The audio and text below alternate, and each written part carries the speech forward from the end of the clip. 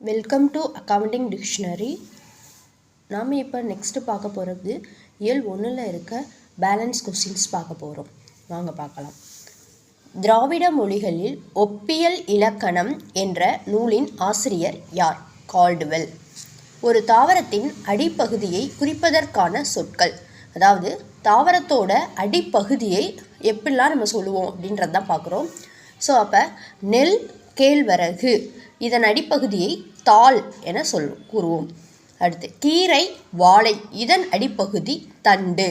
கீரை, வாழை இதன் அடிப்பகுதி தண்டு. குத்துச்செடி, புதர் இதன் அடிப்பகுதி தூறு. குத்துச்செடி, புதர் இதன் அடிப்பகுதியை தூறு என்று அழைக்கிறோம். கம்பு, சோளம் இதன் அடிப்பகுதி தட்டு. கம்பு, சோளம் இதன் அடிப்பகுதி தட்டு அல்லது தட்டை, அதை தட்டைன்னு சொல்லலாம். அடுத்து கரும்பு, அதை களி அப்படின்னு சொல்கிறோம். கரும்பு அதன் அடிப்பகுதியை களி அப்படின்னு சொல்கிறோம். மூங்கில் இதன் அடிப்பகுதியை களை அப்படின்னு சொல்கிறோம். மூங்கில் இதன் அடிப்பகுதி களை. புளி, வேம்பு இதன் அடிப்பகுதி அடி.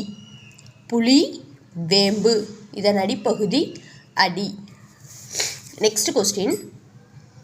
கிளை பிரிவுகள் தாவரத்தின் அடியிலிருந்து பிரிந்து செல்லும் பிரிவுகளுக்கு வழங்கும் சொற்கள். அதாவது தாவரத்தில் அந்த கிளை பிரிவுகள் இருக்கும். ஸோ அதோட பேர் என்ன அப்படின்றாங்க. மாபெரும் கிளை, மேலே அந்த பெரிய கிளைகள் இருக்கும்ல, அது மாபெரும் கிளை, அதை கவை என்கிறோம். மாபெரும் கிளை கவை. கவையின் பிரிவு கொம்பு ஆர் கொப்பு. களையின் பிரிவு கொம்பு ஆர் கொப்பு. அந்த களையில் இருந்து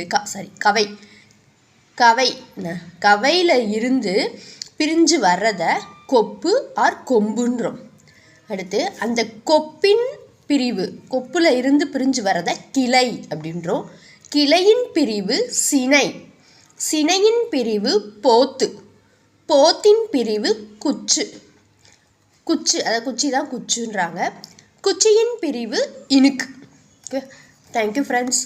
பேலன்ஸை நெக்ஸ்ட்டு பார்ப்போம்.